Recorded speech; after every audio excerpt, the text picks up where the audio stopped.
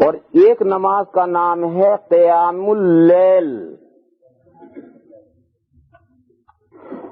یہ جو قیام رمضان ہے اس کا دوسرا نام ہے تراویح، اور یہ جو قیام اللیل ہے اس کا دوسرا نام ہے تہجد۔ یہ دو نمازیں الگ الگ ہیں۔ تراویح جس کا دوسرا نام قیام رمضان ہے یہ سونے سے پہلے پڑھنا ہے اور جماعت کے ساتھ پڑھنا ہے۔ جماعت کے ساتھ پڑھنا سنت مؤکدہ ہے اور سونے سے پہلے پڑھنا ہے۔ مغرب پڑھو، مغرب پڑھنے کے بعد عشاء کا وقت ہوتے ہی یہ نماز پڑھو۔ سونا نہیں ہے کہ سو گئے اور سو کر اٹھ کر پڑھیں گے، نہیں، سونے سے پہلے یہ نماز پڑھنی ہے۔ تو یہ قیام رمضان جس کا دوسرا نام ہے تراویح، اس نماز کو سونے سے پہلے پڑھنا ہے، جماعت کے ساتھ پڑھنا سنت مؤکدہ ہے، اور اس کی رکعتیں 20 ہیں۔ 20 سے کم پڑھو گے ادا نہیں ہوگی، 20 سے کم پڑھو گے قیام رمضان ادا نہیں ہوگی۔ ہاں، امام مالک علیہ الرحمہ کا ایک قول یہ ہے کہ اس نماز کی رکعتیں ہیں 36۔ امام مالک کے یہاں ایک قول یہ بھی ہے کہ تراویح کی 36 رکعتیں ہیں، لیکن اس قول پر مالکیہ کے یہاں فتویٰ نہیں ہے۔ حنفیہ کے یہاں، مالکیہ کے یہاں، شوافی کے یہاں، حنابلہ کے یہاں، چاروں فقہا کے یہاں فتویٰ اس پر ہے کہ تراویح قیام رمضان کی 20 رکعتیں ہیں، لہذا 20 رکعتیں جماعت کے ساتھ پڑھنا سنت مؤکدہ ہے۔ اس سے کم پڑھو گے یہ سنت ادا نہیں ہوگی۔ اس کی دلیل ایک حدیث شریف تو وہ ہے جو اس جمعہ میں آپ حضرات نے خطیبوں سے بھی سنی ہوگی اور فضائل رمضان میں بھی سنی ہوگی، بخاری مسلم کی روایت ہے، من قام رمضان ایمانا واحتسابا غفر له ما تقدم من ذنبه۔ جس نے رمضان کی راتوں میں نفلیں پڑھی، اس کے لیے لفظ کیا ہے؟ قام رمضان۔ اس قام رمضان سے قیام رمضان محاورہ بنا کہ جس نے رمضان کی راتوں میں سونے سے پہلے نفلیں پڑھی تو اس کے گزشتہ سب گناہ معاف۔ ایک حدیث شریف تو یہ ہے، اسے ذہن میں محفوظ رکھو۔ دوسری حدیث شریف، حضور اکرم صلی اللہ تعالی علیہ وسلم کے زمانے میں تراویح جماعت کے ساتھ نہیں ہوتی تھی۔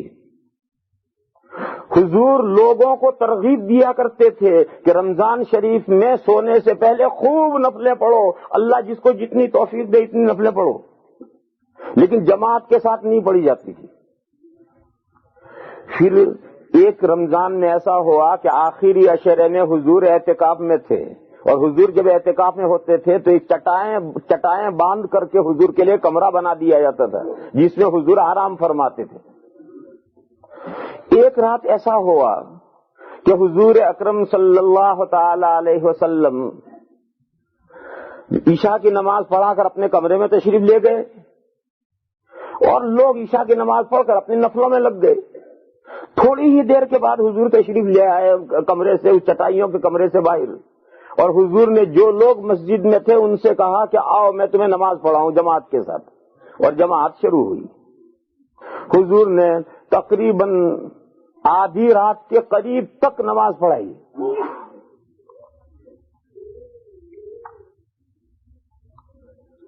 اور اس کے بعد کتنی رکعتیں پڑھائی اس روایت میں اس کا ذکر نہیں، کتنی رکعتیں اس میں ذکر نہیں، آدھی رات کے قریب تک نماز پڑھائی، اور اس کے بعد حضور تشریف لے گئے، اپنے کمرے میں تشریف لے گئے۔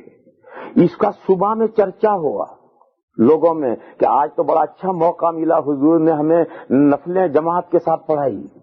تو دوسری رات کو بہت سے لوگ اس امید پر کہ ہو سکتا ہے اس رات بھی حضور جماعت کے ساتھ پڑھائیں، تو اس اگلی رات کو عشاء کے بعد بہت سارے لوگ ٹھہر گئے۔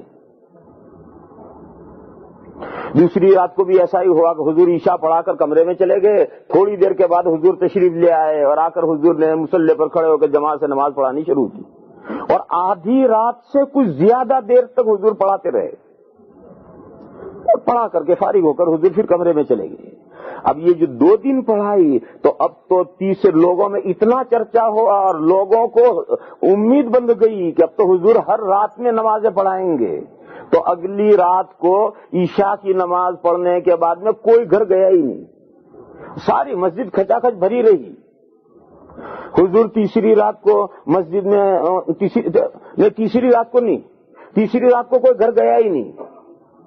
حضور تیسری رات کو بھی تھوڑی دیر کے بعد تشریف لائے اور حضور نے نماز پڑھانی شروع کی اور اتنی دیر پڑھائی کہ سحری کا وقت تنگ ہونے لگا۔ سحری کا جب گھنٹہ بجتا ہے، سحری 1 گھنٹہ 1.5 گھنٹہ پہلے سحری شروع ہوتی ہے، تو وہ سحری کا وقت تنگ ہونے لگا۔ پھر نماز ختم ہو گئی اور حضور چلے گئے۔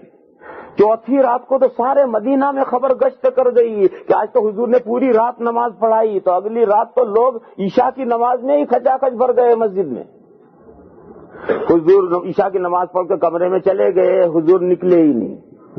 رات دیر تک لوگ انتظار کرتے رہے، لوگ یہ سمجھے کہ حضور سو گئے ہیں۔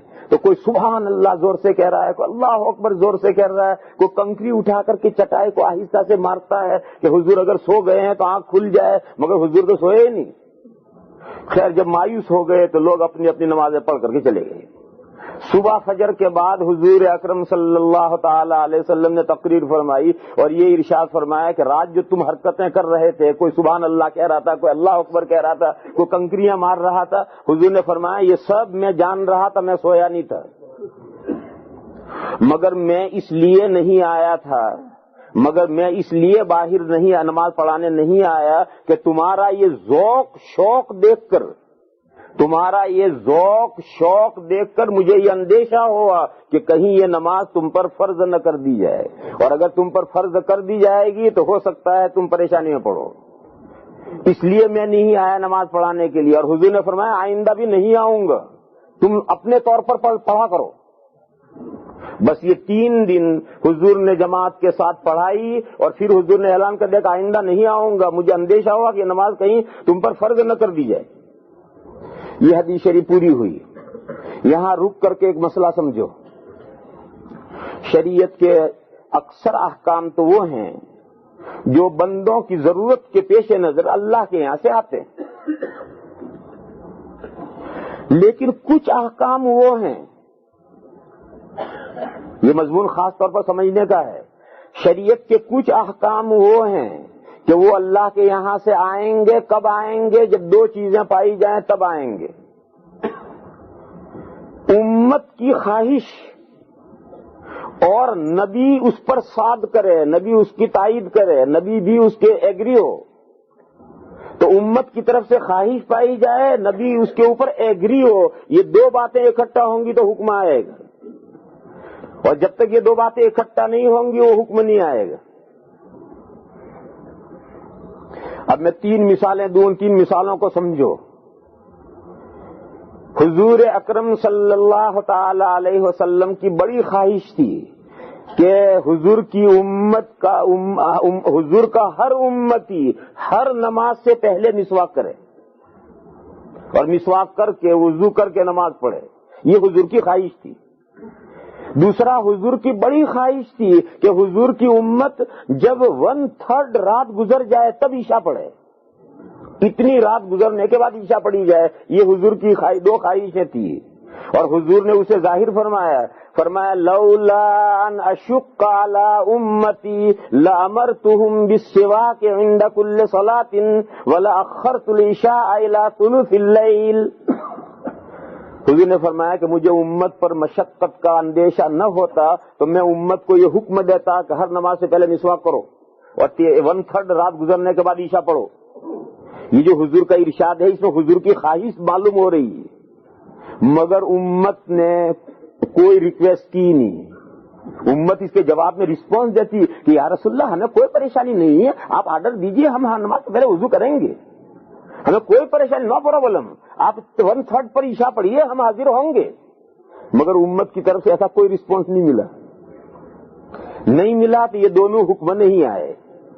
ہر نماز سے پہلے مسواک ضروری نہیں ہوئی، اور 1/3 رات پر عشاء مؤخر کرنا یہ ضروری نہیں ہوا، کیونکہ نبی تو اسے چاہتے تھے مگر امت نے ریکویسٹ نہیں کی۔ دوسری مثال یہ ہے کہ امت کی خواہش بڑھتی چلی جا رہی ہے کہ رمضان کی راتوں میں جماعت کے ساتھ عبادت ہو اور رات رات بھر عبادت ہو، اور دن بدن ایک رات میں نمازی سے اگلے میں اور بڑھ گئے، تیسرے میں اور بڑھ گئے، چوتھے میں ٹھٹ کے ٹھٹ مسجد کھچاکھچ بھر گئی. کتنی رغبت پائی جا رہی امت کی طرف، مگر حضور ایگری نہیں ہوئے، حضور نے سواد نہیں کی اور حضور نماز پڑھانے آگے آئے ہی نہیں، تو تراویح کی فرضیت نہیں آئی. اور اگر امت کی یہ خواہش تو ہو ہی رہی ہے، اگر حضور بھی مسلسل نماز پڑھانے آتے رہتے تو دونوں باتیں جمع ہو جاتی اور تراویح واجب اور فرض ہو جاتی. تیسری مثال لو، یہ مثال بہت سمجھنے کی ہے. یہ جو اس امت کے لیے جمعہ کا دن مقرر ہوا ہے وہ اسی طرح سے مقرر ہوا ہے. امت کی خواہش اور نبی کا سعد، یہ جمعہ کا دن اسی طرح سے مقرر ہوا ہے. تمام انبیاء کو اللہ تعالیٰ نے یہ حقیقت بتائی تھی کہ اللہ کو محبوب پسندیدہ جمعہ کا دن ہے. جب موسیٰ علیہ السلام کا دور آیا تو اللہ کی وحی آئی اور موسیٰ علیہ السلام سے یہ کہا گیا کہ اپنی امت کو اختیار دو کہ ویک میں سے ایک دن عبادت کے لیے منتخب کرو، جو تم منتخب کرو گے وہ ہو جائے گا. موسیٰ علیہ السلام نے امت کو یہ اختیار دیا کہ اللہ کا یہ حکم آیا کہ 7 دن میں سے ایک دن عبادت کے لیے منتخب کرو. اور حضرت موسیٰ علیہ السلام نے اشارہ بھی دے دیا کہ دیکھو جمعہ اللہ کو پسند ہے، اسے منتخب کیجیے. مگر ان ناہنجاروں نے جمعہ کو نہیں دیا اور موسیٰ علیہ السلام سے کہا کہ نہیں، ہم تو جمعہ کو نہیں پسند کرتے، ہم تو سیٹرڈے منتخب کرتے ہیں. کیوں بھائی سیٹرڈے کیوں؟ انہوں نے کہا کہ اللہ تعالیٰ نے جو یہ دنیا پیدا کرنی شروع کی تھی تو سنڈے سے شروع کی تھی. بائبل میں یہی مضمون ہے کہ سنڈے سے پیدا ہونی شروع ہوئی اور سنڈے کو یہ پیدا ہوا اور منڈے کو یہ پیدا ہوا، ٹیوزڈے کو یہ پیدا ہوا، اور آخر میں فرائیڈے کو آدم علیہ السلام پیدا ہوئے اور 6 دن کے اندر سارا عالم بن گیا اور 7ویں دن سیٹرڈے کو اللہ میاں نے ہولی ڈے منایا. تو انہوں نے کہا کہ سیٹرڈے کو اللہ میاں نے ہولی ڈے منایا تھا، ہم بھی اس دن ہولی ڈے کریں گے. اور ان کم بختوں نے تو یہ لکھا ہے اپنی کتابوں میں کہ 6 دن کام کرتے کرتے اللہ میاں ریٹائرڈ تھک گئے تھے. تو تھک گئے تھے تو ریسٹ کیا تھا سیٹرڈے کو، ہولی ڈے نہیں، ریسٹ کیا. استغفر اللہ استغفر اللہ. یہ کہا تھا 6 دن کائنات پیدا کرتے کرتے اللہ نے تھک گئے تھے تو 6 دن آرام کیا تھا سیٹرڈے کو. اور اس کا جواب قرآن کریم میں سورہ قاف والقرآن المجید میں دیا ہے اللہ نے کہ ہم نے 6 دن میں آسمان و زمین پیدا کیا. وما مسنا من لغوب، ہمیں کوئی تھکن چھو کر کے بھی نہیں گئی. اللہ نے وما مسنا من لغوب وہ انہی کے عقیدے کو رد کیا ہے. تو انہوں نے یہ کہا کہ اللہ میاں نے اس دن کام نہیں کیا تھا، ریسٹ کیا تھا، تھک گئے تھے، آرام کیا تھا. ہم بھی ہفتے میں 6 دن کام کریں گے، 7ویں دن ویکینڈ ہے. تو موسیٰ علیہ السلام نے اشارہ دیا مگر امت نے خواہش نہیں کی جمعہ کی. جو امت نے چاہا وہی دن ان پر مقرر کر دیا گیا. اور چونکہ اللہ کے پسندیدہ دن کو انہوں نے نہیں اختیار کیا تو احکام سخت بھیج دیے اللہ نے. عیسیٰ علیہ السلام کا زمانہ آیا، عیسیٰ علیہ السلام کی امت کو بھی یہی اختیار دیا گیا کہ ہفتے کے 7 دنوں میں سے ایک دن چوز کرو. اور عیسیٰ علیہ السلام کو معلوم تھا کہ اللہ کو کون سا دن پسند ہے. تو عیسیٰ علیہ السلام نے امت سے کہا کہ ایک دن پسند کرو اور اشارہ دیا کہ دیکھو اللہ کو جمعہ کا دن پسند ہے. مگر ان کی امت نے کہا نہیں، ہم تو جمعہ کا نہیں، ہم تو سنڈے کو ڈنڈے کھائیں گے. کیوں بھائی سنڈے کو ڈنڈے کیوں کھاؤ گے؟ کہا اس دن اللہ میاں نے کائنات کا ابتدا کی ہے، کائنات پیدا کرنا شروع کیا ہے. کیا کہتے سنگ بنیاد کو، فاؤنڈیشن اسٹون. تو کہا یہ تو ہفتے کا دن فاؤنڈیشن اسٹون رکھا تھا اس دن کائنات کا. تو جس دن فاؤنڈیشن رکھا جاتا ہے، بنیاد رکھی جاتی ہے، وہ دن یادگار ہوتا ہے. لہذا سنڈے کو کائنات پیدا ہونی شروع ہوئی ہے، لہذا سنڈے کا دن ہم عبادت کے لیے منتخب کرتے ہیں. اللہ میں نے کہا کرو. ان پر بھی احکام سخت بھیج دیے. ہمارا نمبر آیا. ہمارا عجیب و غریب مسئلہ ہے بڑا عجیب غریب سنو، حضور مکہ میں ہے، مکہ میں جمعہ قائم کرنے کی کوئی شکل نہیں ہے، کافروں میں گھرے ہوئے ہیں، باہر کھلے عام نماز نہیں پڑھ سکتے، حرم میں نماز نہیں پڑھ سکتے، دار ارقم میں چھپ کر کے جماعت کرتے تھے، وہاں کہاں جمعہ پڑھیں گے؟ کوئی موقع جمعہ پڑھنے کا ہے ہی نہیں، اور کوئی دن اسلام میں ابھی مقرر ہوا ہی نہیں۔ اچھا، ادھر مدینہ میں اسلام پھیل رہا ہے، اور پہلے ایک بیعت کی ہے، انہوں نے بیعت عقبہ اولیٰ ہوئی ہے، پھر دوسری بیعت عقبہ ثانیہ ہوئی ہے، اور مسلسل یہاں اسلام پھیل رہا ہے مدینہ میں۔ مدینہ میں ایک صحابی تھے، ان کا نام تھا اسعد ابن زرارہ، یہ بڑے صحابی تھے، اور حضرت ابو بکر صدیق رضی اللہ تعالی عنہ کے کیٹیگری کے تھے، ان کے درجے کے صحابی تھے، مگر ان کا انتقال بہت جلدی ہو گیا ہے، اس لیے تاریخ میں انہیں کوئی جانتا نہیں ہے، بہت پہلے انتقال، حضور مکہ سے ہجرت کر کے مدینہ آئے اس سے پہلے ان کا انتقال ہو گیا۔ وہ بہت بڑے اسلامی تاریخ میں بہت بڑی شخصیت ہیں، حضرت اسعد ابن زرارہ۔ مدینہ میں جو چپکے چپکے اسلام کا کام ہو رہا تھا وہ سب ان کی نگرانی میں ہو رہا تھا، اور گویا مدینے کے سب مسلمانوں کے لیڈر یہی بڑے تھے سب کے۔ انہوں نے ایک دن چند مسلمانوں سے بیٹھ کر مشورہ کیا کہ بھائی ہمارا کام مدینہ میں کتنا ہو گیا ہے، مدینہ میں کتنے مسلمان ہو گئے ہیں، اللہ جانے، ہمارے پاس تو کوئی لسٹ ہی نہیں، ہمیں تو کچھ پتہ ہی نہیں، تو ہمیں اپنے کام کا جائزہ لینا چاہیے۔ چنانچہ سب نے کہا ہاں بھائی بالکل کام کا جائزہ لینا چاہیے۔ تو انہوں نے کہا کہ بھائی ایک دن منتخب کرو، اس دن میں سب کو اکٹھا کریں۔ تو انہوں نے کہا کہ بھائی سنڈے کو، ان کا سنڈے کو نہیں کرتے، تو عیسائیوں کا دن ہے۔ کسی نے کہا سیٹرڈے، ان کا سیٹرڈے بھی نہیں کرتے تھے، یہودیوں کا دن ہے۔ تو کسی نے کہا منڈے کو، ان کا منڈے نہیں جاتے، ہم پیچھے جائیں گے، ہم تو سابقون اولون آگے بڑھیں گے، ہم پیچھے نہیں جاتے، پیچھے رہنے والے لوگ نہیں ہیں۔ منڈے کو جائیں گے تو ان دو امتوں سے پیچھے رہے، ان کا ہم پیچھے نہیں رہتے، ہم تو پہلے رہنے والے ہیں، لہذا سیٹرڈے سے پہلے جو فرائیڈے ہے، فرائیڈے طے کرو۔ اور فرائیڈے طے ہوا، اور یہ طے ہوا کہ پورے ہفتے میں جو جس مسلمان کو جانتا ہے اسے اطلاع کرے کہ جو اگلا فرائیڈے آ رہا ہے اس میں مدینہ سے باہر لگ کر کے ایک باغ تھا حضرت اسد ابن زرارہ کا، اس باغ میں چپکے چپکے ہر مسلمان وہاں کھسک آئے دوپہر کو، اور انہوں نے دعوت کا انتظام کیا تھا کہ جو بھی مسلمان آئیں گے ان کو دعوت کریں۔ چنانچہ ہر مسلمان نے پورے ہفتے، میں ان کو جانتا ہوں تو میں نے انہیں بتا دیا، دوسرا اس کو جانتا اسے بتا دیا، پورے مدینہ میں چپکے چپکے گویا ایجنڈا گھوم گیا کہ اگلے جمعہ کو فلاں باغ میں دوپہر کو سب کو آنا ہے۔ چنانچہ سارے اکٹھا ہو گئے۔ جب سارے مسلمان اکٹھا ہوئے تو سب کی خوشی کی انتہا نہ رہی، لوگ یہ سمجھتے تھے، یہ حضرات یہ سمجھتے ہیں کہ 100-150 مسلمان ہیں، لیکن وہاں جو اکٹھا ہو گئے وہ 300 سے زائد تھے۔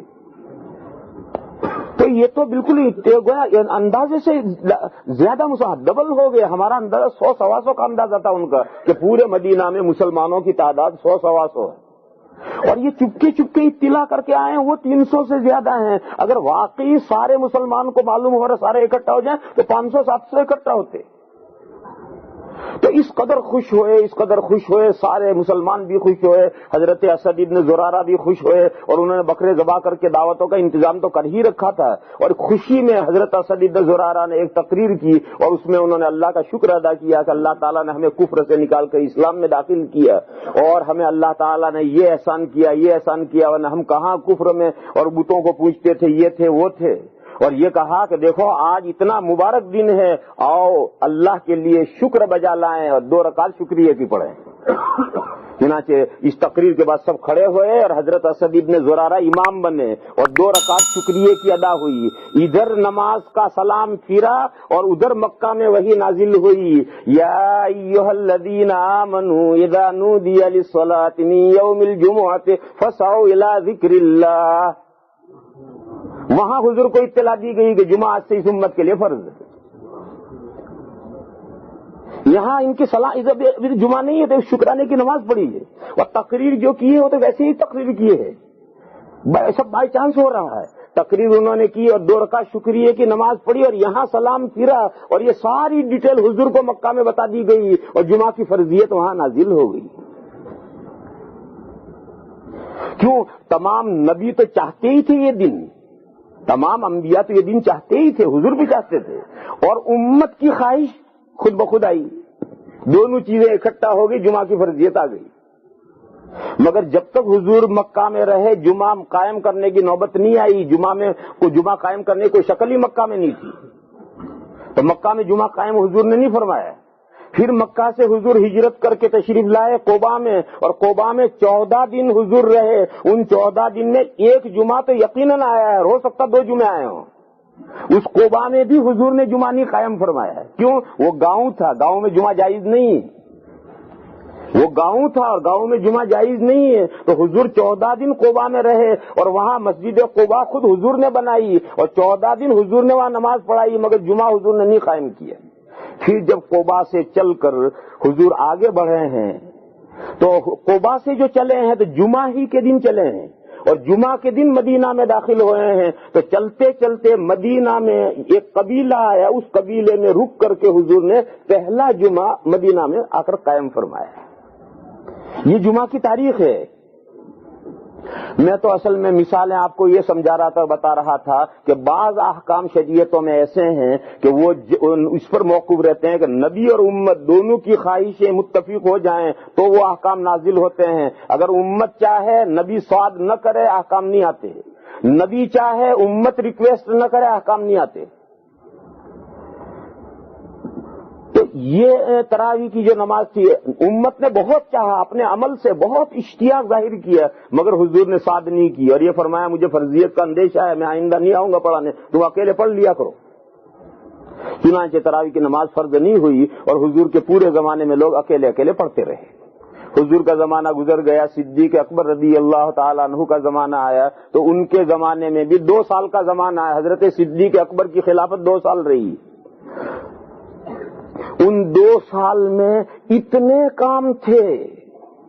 ایک طرف تو ملک کے اندر جزیرت العرب میں ارتداد کی لہر چل گئی تھی، ایک طرف پڑوسی حکومتیں دانت دکھانے لگی تھی، ادھر کے فتنوں کو قابو میں کرنا ہے، ادھر جنگیں شروع ہو گئی تھی. تو اس لیے حضرت صدیق اکبر کے 2 سالوں میں وہی چلتا رہا جو حضور کے زمانے میں چلا. پھر حضرت فاروق اعظم رضی اللہ تعالیٰ عنہ کا زمانہ آیا. حضرت فاروق اعظم کی خلافت 12 سال ہے. ان 12 سال میں سے شروع کے جو 6 سال ہیں وہ اتنے پریشانی کے سال تھے کہ کسی رات سکون سے حضرت عمر سوئے نہیں اور روزانہ فجر کی نماز پڑھ کر کے مدینہ سے چلتے تھے، 10-10 مائل تک جاتے تھے کہ بارڈر پر سے کوئی خبر آ رہی ہو، اور 10 میل تک جاتے تھے اور کوئی نہ آئے تو پھر واپس مایوس ہو کر آتے تھے. روز یہ آتے تھے جاتے تھے، معلوم نہیں بارڈر پہ کیا صورتحال ہے. جنگیں چاروں طرف جنگیں ہو رہی تھی اور بڑی خطرناک جنگیں چل رہی تھی. 6 سال ہوتے ہوتے پھر اللہ تعالیٰ نے وہ جنگوں کا زور توڑ دیا اور پڑوس کے دونوں جو اس زمانے کی جو سپر پاور تھے، رومن امپائر اور ایران کی حکومت، دونوں کی طاقت ٹوٹ گئی اور سکون کا سانس لیا. تو پچھلے جو 6 سال ہیں ان 6 سالوں میں حضرت عمر نے بہت سے دینی کام اصلاحات کیے. یہ جو پچھلے دنوں میں پچھلے 6 سالوں میں اصلاحات کی ہیں ان اصلاحات میں سے یہ ہے کہ ان زمانوں میں ایک مرتبہ حضرت فاروق اعظم رضی اللہ تعالیٰ عنہ رات میں نکلے، مسجد نبوی میں راؤنڈ لیا انہوں نے، تو دیکھا کہ ایک قاری یہاں قرآن پڑھ رہا ہے، 2-3 آدمی اس کے ساتھ ہیں، ایک قاری یہاں پڑھ رہا ہے، 1-2 آدمی اس کے ساتھ ہیں، اور پوری مسجد میں 10-20 آدمی پڑھ رہے ہیں. تو حضرت کے ذہن میں بات آئی کہ وہ جو حضور نے جماعت نہیں کروائی تھی وہ تو فرضیت کا اندیشہ تھا، اب تو وہ اندیشہ نہیں رہا، حضور تو چلے گئے، وہی تو ختم ہو گئی. لہذا اب اگر جماعت شروع کر دی جائے تو کوئی بات نہیں، کیونکہ حضور نے 3 دن پڑھائی ہے اور فرضیت کے اندیشے کی وجہ سے پڑھانا بند کیا تھا، وہ اندیشہ اب نہیں رہا. تو حضرت فاروق اعظم رضی اللہ تعالیٰ عنہ نے حکم دیا کہ کل سے ایک جماعت ہوگی، اور خود نہیں پڑھائی بلکہ حضرت ابی ابن کعب کو امام بنایا اور یہ کہا کہ حضرت ابی ابن کعب سب کو نماز پڑھائیں گے. یوں نماز شروع ہوئی. شروع میں جب نماز شروع ہوئی تو 8 رکعتیں شروع ہوئی. حضرت فاروق اعظم رضی اللہ تعالیٰ عنہ کے زمانے میں جب نماز شروع ہوئی تو 8 رکعتیں شروع ہوئی، اور وہ 8 رکعتیں عشاء کے بعد شروع ہوتی تھی، اور کب پوری ہوتی تھی؟ سحری کے وقت، عشاء کے بعد سے شروع ہوتی تھی اور سحری کے وقت وہ 8 رکعتیں پوری ہوتی تھی۔ چند دن کے بعد حضرت فاروق اعظم رضی اللہ تعالی عنہ کے سامنے یہ بات آئی کہ یہ جو 8 رکعت ہیں یہ قیام رمضان تراویح کی نماز نہیں ہے، یہ تو تہجد کی نماز ہے، اور حضور نے وہ جو 3 دن نماز پڑھائی تھی وہ 8 رکعت نہیں پڑھائی تھی، وہ 20 رکعت پڑھائی تھی۔ یہ بات سامنے آئی۔ پھر وہ جو اتنی لمبی نماز پڑھتے تھے تو 8 رکعت میں اتنی لمبی قرات کرنا، اس میں کھڑے رہنے والوں کو دشواری بھی پیش آتی تھی۔ تو چند دنوں کے بعد میں حضرت فاروق اعظم رضی اللہ تعالی عنہ نے نظام بدل دیا، اور اب وہ 8 رکعت بند کر کے 20 رکعت شروع کی، اور امام کو یہ حکم دیا کہ لمبی قرات مت کرو، مختصر قرات کرو، اور تراویح پوری کرو، اور پوری کرنے کے بعد لوگوں کو سونے کا موقع دو، اور لوگ سو جائیں، اور سو کر اٹھ کر وہ جو 8 رکعت تہجد کی ہیں وہ اٹھ کر کے اپنے اپنے طور پر وہ 8 رکعت تہجد کی پڑھیں۔ یہ نظام حضرت عمر نے شروع کیا کہ 8 رکعت تھی وہ بند کی، 20 شروع کی، لمبی قرات بند کی اور مختصر قرات کی، اور جلدی تراویح پوری کی تاکہ لوگوں کو سونے کا موقع ملے، اور سو کر اٹھ کر کے وہ 8 رکعت جو تہجد کی ہیں وہ لوگوں کو اپنے اپنے طور پر تنہا پڑھنے کا جیسا حضور کے زمانے چلا آ رہا تھا وہ سلسلہ شروع کیا۔ جب یہ سلسلہ شروع ہوا تو اس کے بعد پھر ایک دن حضرت فاروق اعظم رضی اللہ تعالیٰ عنہ نے مسجد کا راؤنڈ لیا۔ اچھا، یہ جب سلسلہ شروع ہوا تو کچھ چیمیں گوئیاں ہوئی۔ جب بھی کوئی نئی بات شروع ہوتی ہے تو کچھ چیمیں گوئیاں ہوتی ہیں۔ کچھ لوگوں نے کہا کہ یہ کیا بدعت شروع ہو گئی، کیونکہ یہ جو قیام رمضان ہے تراویح یہ جماعت کے ساتھ تو حضور کے زمانے میں نہیں ہوئی تھی، اور یہ کیا جماعت شروع ہو گئی، یہ کیا بدعت شروع ہوئی۔ یہ کچھ لوگوں نے چیمیں گوئیاں کی، اور ایسی چیمیں گوئیاں ہوتی ہیں، صحیح غیر صحیح الگ مسئلہ ہے۔ جب یہ مسجد نبوی توڑ کر حضرت عثمان غنی رضی اللہ تعالیٰ عنہ نے پکی مسجد بنائی تھی تو اتنی چیمیں گوئیاں ہوئی تھی کہ وہ حضور کی مسجد، وہ جھونپڑا وہ کہاں چلا گیا، یہ تو کسرا کا محل بنا دیا۔ اور آج جو سعودیہ نے مسجد نبوی بنائی ہے اسے اگر وہ لوگ دیکھتے تو اللہ جانے ہارٹ فیل ہو جاتے دیکھ کر۔ وہ حضرت عثمان کی مسجد کو وہ کہتے تھے کسرا کا محل ہے، ہمارے حضور کی مسجد تو جھونپڑا تھی، کہاں گئی وہ، اور روتے تھے اس مسجد کو یاد کر کے۔ اور منظر دیکھ کر کے جو جملہ حضرت عمر نے فرمایا ہے وہ حدیث کی کتابوں میں موجود ہے۔ حضرت نے فرمایا نعمت البدعۃ ھذہ، یہ نئی چیز کتنی شاندار ہے، نعمت البدعۃ ھذہ، یہ نئی چیز جس کو لوگ نئی چیز کہتے ہیں بدعت کہتے ہیں، یہ کتنی شاندار ہے۔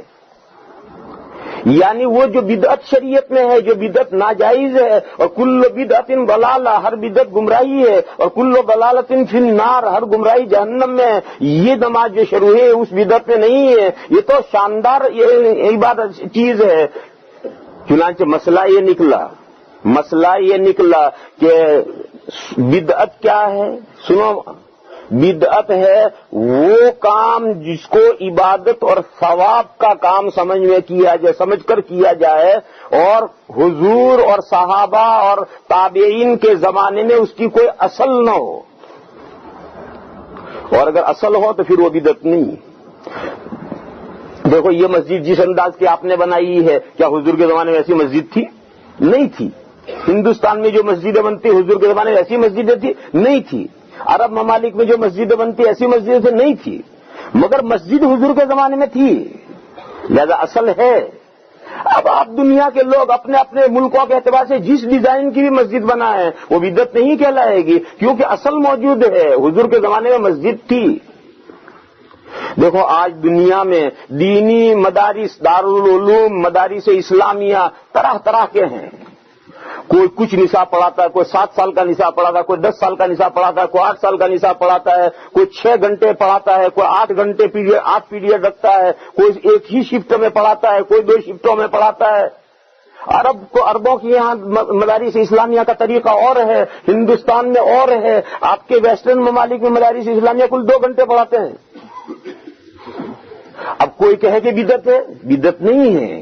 حضور کے زمانے میں مدرسہ تھا، وہ مدرسہ کیا تھا؟ چبوترے والے، ایک چبوترا تھا مسجد نبوی کے باہر، اس چبوترے پر کچھ طالب علم رہتے تھے جو پڑھتے تھے اور وہاں رہتے تھے، پڑھتے تھے اور وہاں رہتے تھے، اصحاب صفہ۔ یہ اصحاب صفہ ایک مدرسہ تھا۔ اب دنیا میں قیامت تک جو شکلیں مدرسے کی بنتی چلی جائیں گی وہ سب سنت کے مطابق ہیں، ان کو بدعت نہیں کہیں گے، کیوں؟ اصل موجود ہے وہاں۔ اور ایک ایسا کام کہ اسے ہم عبادت سمجھ کر، ثواب کا کام سمجھ کر کر رہے ہیں، اور اس کی کوئی اصل حضور کے 3 زمانوں میں تھی ہی نہیں۔ مثال دے، مثلا عید میلاد النبی، عید میلاد النبی، دیکھو اسلام میں 2 عیدیں ہیں، عید الفطر، عید الاضحیٰ۔ تیسری عید مسلمانوں نے بڑھائی، عید میلاد النبی۔ حضور کے زمانے میں، صحابہ کے زمانے میں، تابعین کے زمانے میں کہیں کوئی اس کی کوئی اصل نہیں ہے کہ ان بزرگوں نے ربیع الاول کے مہینے میں عید میلاد النبی نام کا کوئی فنکشن چھوٹا یا بڑا کیا ہو، کوئی اس کی اصل نہیں۔ لہذا یہ جو عید میلاد النبی مسلمانوں نے بڑھا دی، اس کو بدعت کہیں گے۔ اور ایک کام مسلمان کرتے ہیں، ضروری سمجھتے ہیں، مگر اس کو ثواب کا کام نہیں سمجھتے ہیں، بس ضروری سمجھتے ہیں، تو اس کو رسم و رواج کہتے ہیں، اس کو بدعت نہیں کہتے، اس کو رسم و رواج کہتے ہیں۔ اور اسے عبادت اور ثواب کا کام سمجھے تو بدعت کہلائے گا، اور عبادت اور ثواب کا کام نہ سمجھے، ضروری سمجھے تو رسم و رواج ہے۔ جیسے شادی بیاہ کے رسم و رواج، شادی بیاہ میں جو ہے وہ رسم و رواج ہیں، اور مرنے کے بعد جو ہے وہ بدعات ہیں، کیونکہ وہ سب ثواب سمجھ کر کیے جاتے ہیں۔ تو حضرت فاروق اعظم رضی اللہ تعالیٰ عنہ نے کہا کہ یہ جو نماز جماعت سے ہو رہی ہے بدعت نہیں، کیونکہ اس کی اصل تو حضور کے زمانے میں ہے۔ حضور کے زمانے میں یہ 3 دن جماعت سے پڑھائی گئی تھی، لہذا جب حضور نے 3 دن پڑھائی تھی، ہم اس میں 1 صفر بڑھا کر 30 دن پڑھاتے ہیں، تو اس کی اصل ہے۔ اور حضور نے 3 دن پڑھا کر بند اس لیے کی تھی کہ فرض ہونے کا اندیشہ تھا، اب وہ اندیشہ نہیں رہا، اس لیے حضرت نے ان چیمے گوئیاں کرنے والوں کا جواب دیا کہ ان کی چیمے گوئیاں صحیح نہیں ہیں، کہ یہ نماز بدعت ہے، یہ رائے ان کی صحیح نہیں ہے، یہ تو بہترین چیز ہے، یہ نئی چیز، بہترین نئی چیز ہے۔ دوسری بات فرمائی، واللتی تنامون خیر من ھذا، اور وہ نماز جس کو تم سونے کے بعد اٹھ کر پڑھتے ہو، وہ نماز اس سے بھی افضل ہے اور بہتر ہے۔ یعنی تراویح پڑھ کر تم جو سو جاتے ہو اور سو کر اٹھ کر جو تہجد پڑھتے ہو، وہ تہجد اس تراویح سے افضل ہے۔ اس جملے میں حضرت عمر نے فرمایا کہ دیکھو رمضان میں 2 نمازیں ہیں، الگ الگ، سیپریٹ، ایک سونے سے پہلے ہے اور ایک سونے کے بعد ہے۔ سونے سے پہلے تراویح ہے، قیام رمضان ہے، اور سونے کے بعد تہجد ہے اور قیام لیل ہے، اور تراویح سے افضل وہ تہجد ہے۔ یہ جو تہجد ہے، قیام لیل، حضور اکرم صلی اللہ تعالی علیہ وسلم اس کی مختلف رکعتیں پڑھتے تھے، کم سے کم روایت ہے 7 رکعتوں کی، تو حضور تہجد 7 رکعتیں پڑھتے تھے، یعنی 4 رکعت تہجد کی اور 3 رکعت وتروں کی۔ اور زیادہ سے زیادہ جو روایت آئی وہ 17 رکعتوں کی آئی ہے کہ حضور 17 رکعتیں پڑھتے تھے، یعنی 14 رکعتیں تراویح کی، تہجد کی، اور 3 رکعت وتروں کی۔ اور اکثر و بیشتر 11 رکعت پڑھتے تھے، 8 رکعت تہجد کی اور 3 وتروں کی۔ اس سلسلے میں ایک حدیث شریف ہے، ایک تابعی نے حضرت عائشہ صدیقہ رضی اللہ تعالی عنہا سے یہ پوچھا کہ حضور اکرم صلی اللہ تعالی علیہ وسلم رمضان میں صلاۃ اللیل کتنی پڑھتے تھے؟ دیکھو صلاۃ اللیل لفظ اس میں قیام رمضان نہیں ہے، یہ کہ حضور رمضان میں صلاۃ اللیل کتنی پڑھتے تھے؟ تو حضرت عائشہ نے یہ جواب دیا کہ حضور رمضان میں بھی اور رمضان کے علاوہ دوسرے مہینوں میں بھی تمام مہینوں میں قیام اللیل 11 رکعتیں پڑھتے تھے، یعنی رمضان کی وجہ سے تہجد کی رکعتیں بڑھاتے نہیں تھے کہ رمضان کی خصوصیت سے تہجد کی رکعتیں کچھ اور بڑھ جائیں، حضرت عائشہ نے فرمایا کہ رمضان کی وجہ سے تہجد کی رکعتیں نہیں بڑھتے تھے، رمضان میں بھی اور رمضان کے علاوہ باقی 11 مہینوں میں بھی پورے سال حضور کا تہجد اور قیام لیل 11 رکعتیں تھی، 8 رکعتیں تہجد کی، 3 وتروں کی، مگر یہ فرمایا کہ حضور رمضان میں تعداد تو نہیں بڑھاتے تھے، 8 ہی رکعت پڑھتے تھے، مگر ان 8 رکعتوں کو اتنی لمبی پڑھتے تھے کہ تو کیا بتاؤں تجھے اس کی لمبائی اور کیا بتاؤں تجھے اس کی عمدگی، کہ کتنا عمدہ حضور ان 8 کو پڑھتے تھے اور کتنا لمبا پڑھتے تھے۔ تو گویا کوانٹیٹی تو رمضان میں حضور نے نہیں بڑھائی، لیکن کوالٹی بڑھائی، اس کی کیفیت بڑھائی۔ وہ 8 ہی رکعتیں بہت لمبی اور بہت شاندار حضور پڑھتے تھے۔ تو حضرت عائشہ نے فرمایا کہ رمضان کی خصوصیت سے تہجد کی رکعتوں کی تعداد حضور نے نہیں بڑھائی، وہی 8 رکعت تہجد پڑھاتے تھے، مگر اس کی کیفیت بڑھا دی، لمبی پڑھتے تھے، رمضان میں تہجد لمبا پڑھتے تھے اور شاندار پڑھتے تھے۔ باقی تعداد پورے سال تہجد کی تعداد وہی 8 رکعتیں تھی۔ یہ روایت یہ اکثر حالات کے اعتبار سے کبھی کبھی 11 سے کم بھی پڑی ہے، اور کم کم والی روایت 7 تک روایتیں ہیں، اور کبھی 11 سے زائد بھی پڑی ہے، اور زائد کی روایت 17 تک کی روایتیں ہیں۔ یہ 2 نمازیں بالکل الگ الگ ہیں۔ یہ سونے سے پہلے کی ہے، اس کا نام قیام رمضان ہے، اس کا نام تراویح ہے، اس کو جماعت سے پڑھنا سنت موقدہ ہے۔ یہ نماز حضور نے 3 دن پڑھائی ہے، پھر بند کر دی ہے، پھر لوگ اکیلے اکیلے پڑھتے رہے۔ اس کی باقاعدہ جماعت حضرت عمر رضی اللہ تعالی عنہ کے زمانے سے شروع ہوئی۔ شروع میں 8 پڑھاتے تھے، کیونکہ تہجد کا چانس نہیں دیتے تھے، سحری کے وقت تک جماعت چلتی تھی۔ بعد میں حضرت عمر کے سامنے یہ بات آئی کہ نہیں، حضور نے وہ جو 3 دن نماز پڑھائی تھی وہ تو 20 رکعتیں تھی، اور یہ تہجد الگ ہے۔ تو حضرت عمر نے دونوں کو الگ کر دی اور 20 رکعتیں کی، قرات کم کر دی، نماز جلدی ختم کروائی، لوگوں کو سونے کا موقع دیا، اور یہ کہا کہ اٹھ کر تہجد پڑھو۔ یہ ہے تمام ڈیٹیل۔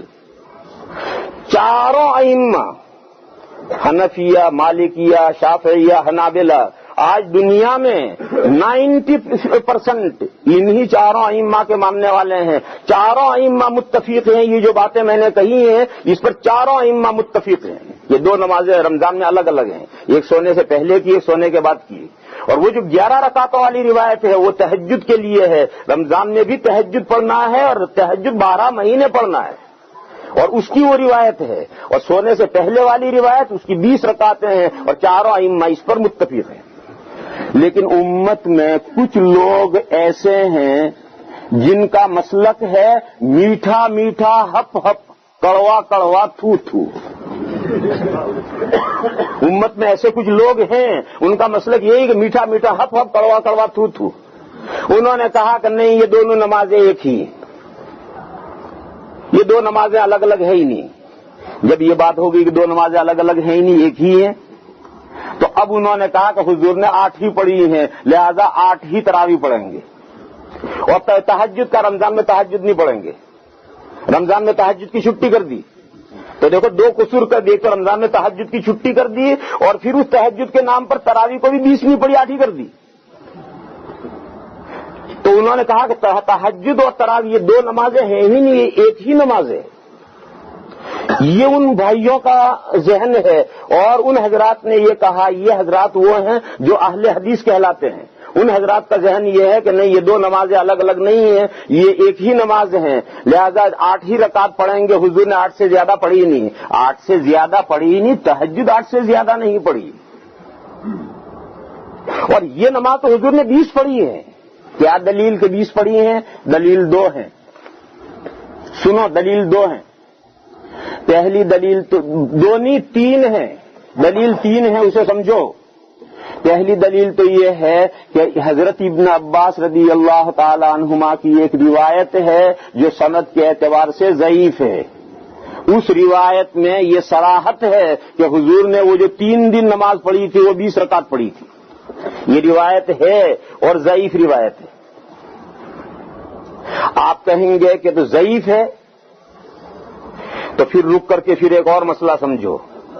دیکھو آج کل یہ خیال دنیا میں چل رہا ہے، اور خاص طور پر ویسٹرن کنٹریز میں، کہ بس جہاں یہ روایت ضعیف ہے، یہ تو روایت ضعیف ہے، یوں کہہ کر فوراً کہتے روایت ضعیف ہے.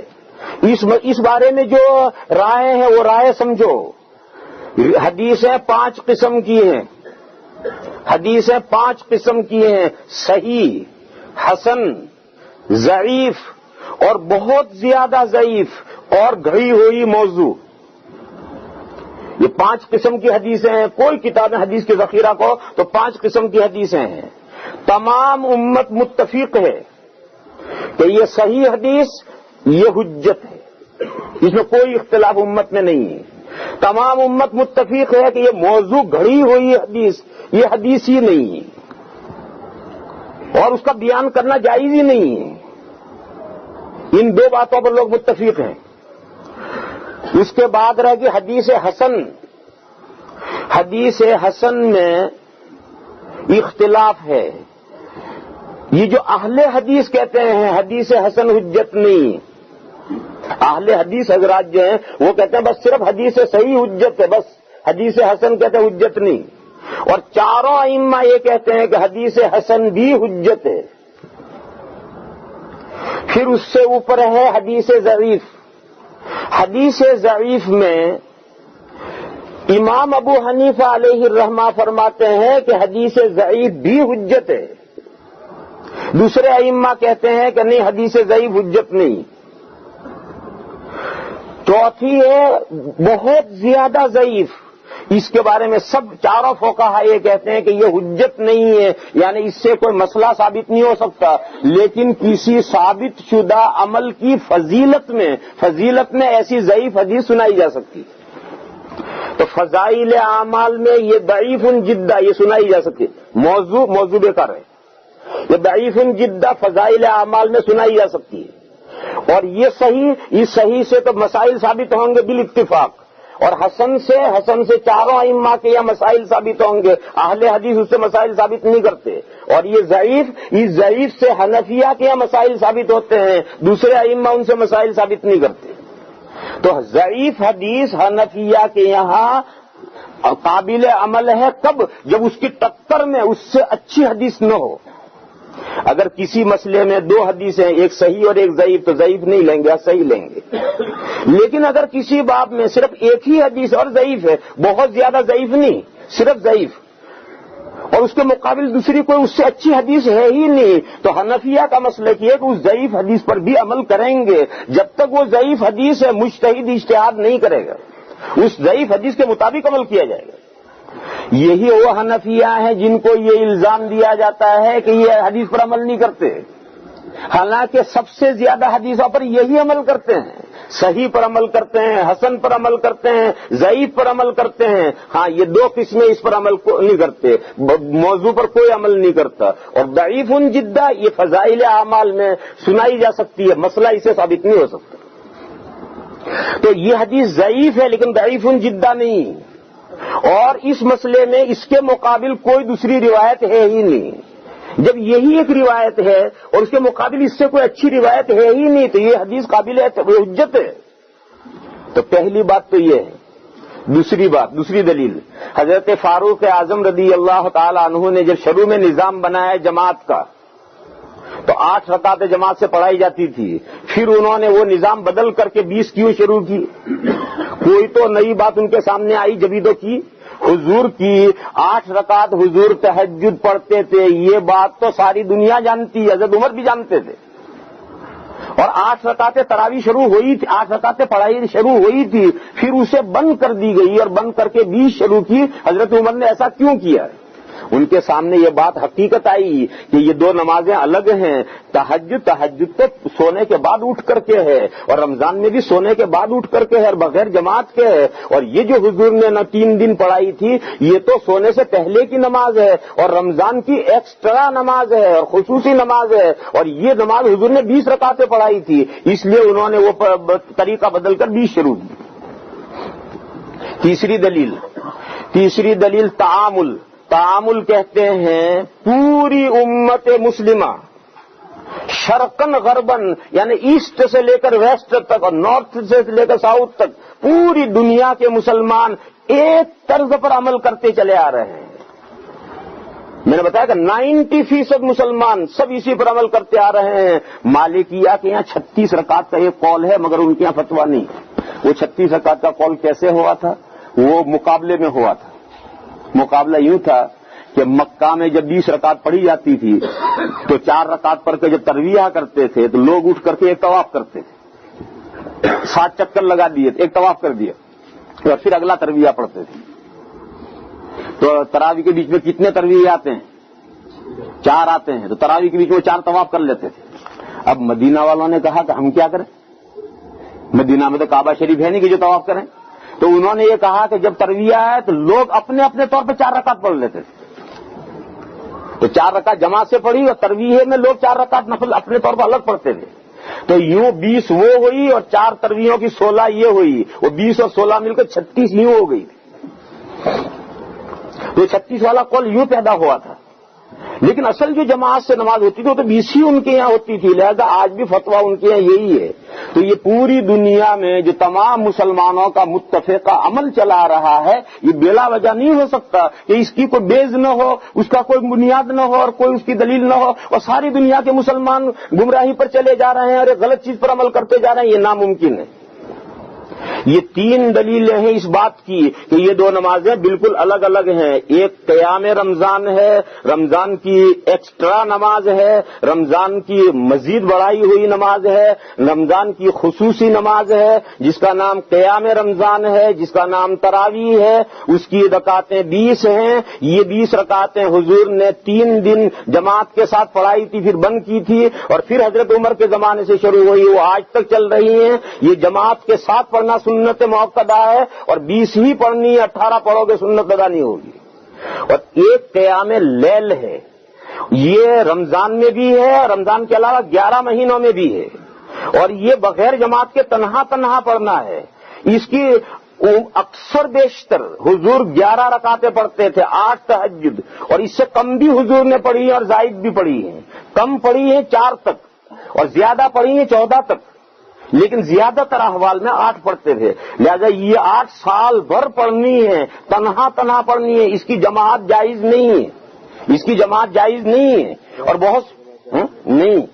تو جو تہجد کی نماز اس کی جماعت جائز نہیں ہے. ہمارے یہاں فتویٰ یہ ہے کہ نفل کی جماعت 4 تک گنجائش ہے، 3 تک گنجائش ہے. امام اور 2 مقتدی 3 تک گنجائش ہے.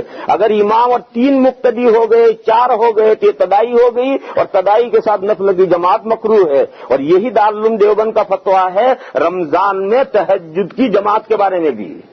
اور دارالعلوم دیوبند میں کچھ اکابر رمضان میں جماعت کرتے ہیں، باقی دارالعلوم دیوبند کا یہ فتویٰ نہیں ہے.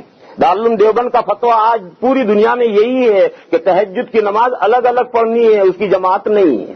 اگر کوئی جماعت سے پڑھنا ہو تو 1 مقتدی رکھ سکتے ہو، زیادہ سے زیادہ 2 رکھ سکتے ہو، بس اس سے آگے اجازت نہیں. اس سے زیادہ مقتدی ہو جائیں گے مکروہ ہے. یہی آپ کے دارالعلوم دیوبند کا فتویٰ ہے. اس کے خلاف اگر کسی کا عمل ہے تو وہ اس کا عمل ہے، دارالعلوم دیوبند کا وہ فتویٰ نہیں. سمجھ لو اسے صاف مسئلہ. کہیں کا حرمین کا عمل ہو، دیوبند میں کوئی کرتا ہو، کہیں بھی ہوتا ہو، وہ عمل کرنے والے کا عمل ہے. آپ کا جو ادارہ دارالعلوم دیوبند ہے اس کا جو فتویٰ ہے وہ فتویٰ یہی ہے کہ 3 آدمی مل کر کے تہجد کی جماعت کریں تو گنجائش ہے، اس سے زیادہ جماعت مل کر کے تہجد کی جماعت کریں یہ مکروہ ہے. کیونکہ یہ نماز ہمیشہ الگ پڑھنے کی ہے. اس کی جماعت حضور نے جماعت سے نہیں پڑھائی. جب حضور ہمیشہ الگ پڑھی ہے، پورے 12 مہینے الگ پڑھی ہے، حضور نے جماعت نہیں کرائی تو اس کی جماعت کی کیسے اجازت دیں گے؟ مگر میں نے بتایا کہ بعض بھائیوں نے دونوں کو ایک سمجھ لیا اور انہوں نے ادھر کی سب روایتوں کو ملا کر کے محرم کا کھچڑا بنا دیا. اس میں گوشت کدھر ہے، چنا کدھر ہے، گیہوں کدھر ہے، کچھ پتہ نہیں. خیر وہ ان کی رائے ہے، وہ جیسا سمجھیں وہ عمل کریں، وہ اور ان کا خدا، ہمیں ان سے کچھ نہیں لینا. ہمیں تو اپنا مسئلہ سمجھنا ہے، ہمیں تو اپنی بات اچھی طرح سے سمجھنی ہے. اور میں نے جہاں تک ممکن تھا آپ حضرات کو اپنی بات سمجھائی. میں سمجھتا ہوں کہ آپ سمجھے ہوں گے اور ان دونوں نمازوں کی حقیقت علیحدہ آپ اچھی طرح سے سمجھ گئے ہوں گے اور اس تفصیل کو آپ ذہن میں رکھیں گے تو انشاءاللہ آپ کو روشنی ملے گی مسئلے کو سمجھنے میں. تو وہ یہ پوچھ رہے ہیں کہ جس طرح 20 رکعت تراویح ہوتی ہے اس طرح کیا 8 رکعت تراویح پڑھی جا سکتی ہے؟ جواب نہیں پڑھی جا سکتی، 18 بھی نہیں پڑھی جا سکتی. اگر نہیں تو کیوں؟ اس لیے کہ 18-20 ہی تراویح حضور سے ثابت ہے، اور حضرت عمر رضی اللہ تعالیٰ عنہ کے زمانے سے آج تک پوری امت یہی پڑھتی چلی آ رہی ہے۔ یہ تو ایسا ہی سوال ہے، کوئی پوچھے کہ ظہر کی 3 رکعتیں پڑھیں تو پڑھی جا سکتی ہیں نہیں، تو اگر نہیں پڑھی جاتی کہ وائے تیری وائے تیری جیب میں رکھنا کہ بھائی ظہر کی 3 کیوں نہیں پڑھی جا سکتی؟ ایک آدمی کہتا فجر کی میں 3 پڑھنا چاہتا ہوں، پڑھی جا سکتی نہیں پڑھی جا سکتی، کیا وائے؟ ارے لا حول ولا قوت وائے تیری، ارے بھائی نہیں پڑھی جا سکتی۔